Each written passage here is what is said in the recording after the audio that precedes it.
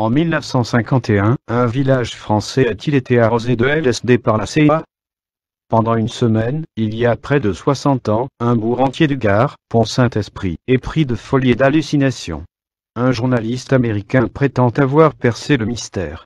Il s'agirait d'une expérience secrète menée par les services américains, en pleine guerre froide. Au moins 5 morts, plus de 30 personnes hospitalisées et près de 300 malades. En août 1951, un fait divers tragique secoue une grosse bourgade paisible des bords du Rhône, Pont-Saint-Esprit. Ce qui commence comme une banale intoxication alimentaire collective culminera quelques jours plus tard en une nuit de pure folie, des scènes d'hallucination dignes d'un tableau de Bosch, une nuit de l'apocalypse, pour reprendre les termes d'un des médecins locaux, le Dr Gabaï. Récemment, France 3 a exhumé ce fait divers sous la forme d'une fiction bourrée d'erreurs, Le pain du diable, bien que le téléfilm s'inspirât essentiellement du remarquable travail d'un historien américain, Stephen Kaplan, Le pain maudit fait ailleurs, en 2008. Après des années d'enquête, Kaplan reste frustré. Aucune des pistes suivies, ergot de sable, fongicide, eau, mycotoxine, n'apporte d'explication définitive. Dans un livre publié aux États-Unis fin 2009, le journaliste Ankel Barelli affirme avoir percé incidemment le mystère.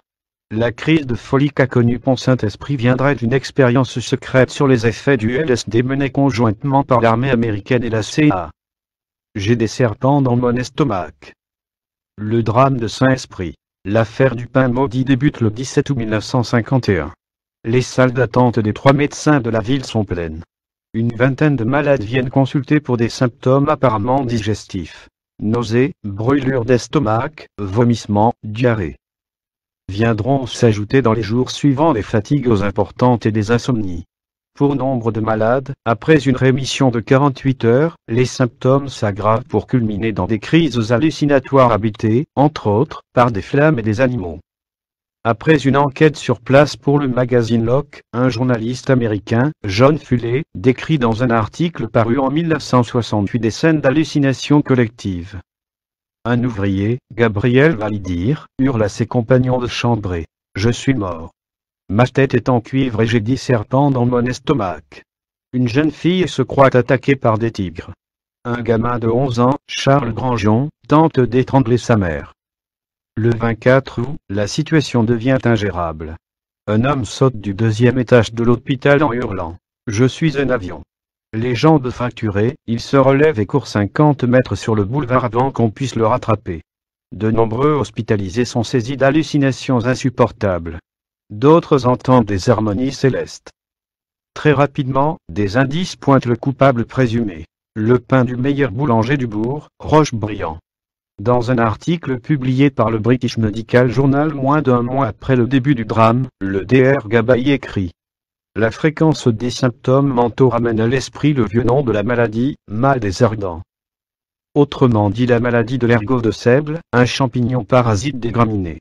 Courant au Moyen Âge, la maladie a disparu en France depuis le IIIe siècle. Mais l'ergotisme peine à expliquer tous les symptômes cliniques constatés. Le Dr Gabaï et le Pr Giraud de la faculté de médecine de Montpellier, appelés à la rescousse, font vite un parallèle avec les recherches menées en Suisse à la même époque dans le laboratoire Sandoz par Albert Hofmann et qui ont abouti à la découverte par hasard du LSD, synthétisé à partir d'ergot. Le juge d'instruction chargé de l'affaire évoque la piste criminelle d'une contamination du pain par une forme de l'ergotine synthétique très nocive. Albert Hofmann, qui a fait le déplacement, entérine dans un premier temps la piste de l'ergot d'un alcaloïde proche du LSD. Mais une fois rentré à Bâle, le laboratoire rejette l'hypothèse sans appel. De son côté, l'agence américaine Unité Presse rapporte les intrigantes conclusions d'un laboratoire américain à qui il a transmis des échantillons. Les expériences faites, notamment sur des volontaires, en leur faisant absorber du pain ergoté à diverses doses n'ont donné aucun des symptômes constatés chez les malades de Pont-Saint-Esprit. Stephen Kaplan regrette qu'à l'époque la presse n'ait pas creusé davantage la piste crépusculaire, voire obscure, du laboratoire américain. Suicide d'un biochimiste de l'armée américaine.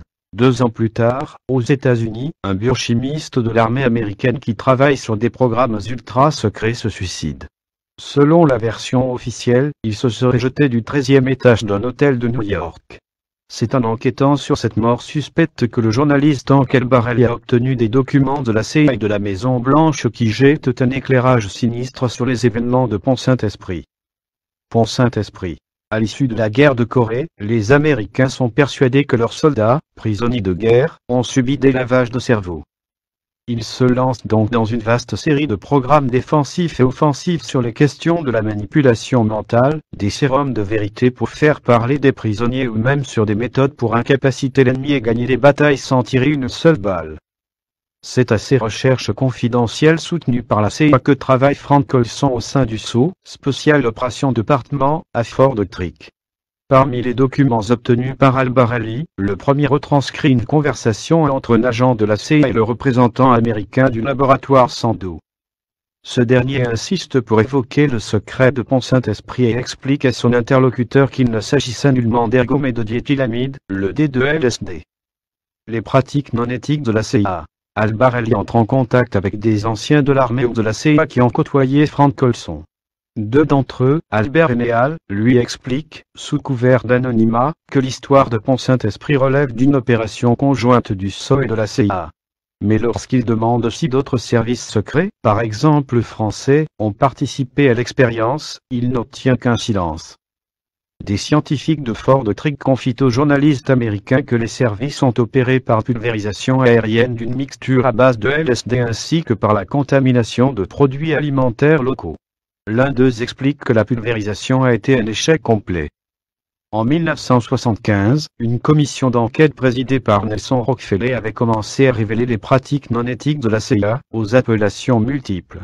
Blue Beer, Artichoke, MK Ultra, etc. En 2000, Albert et Neal transmettent à Albarelli une fiche d'identité de la Maison-Blanche, certainement en rapport avec cette commission, et qui mentionne une franche embâillée, erreur d'orthographe comprise, Pont-Saint-Esprit incident, Rolizone.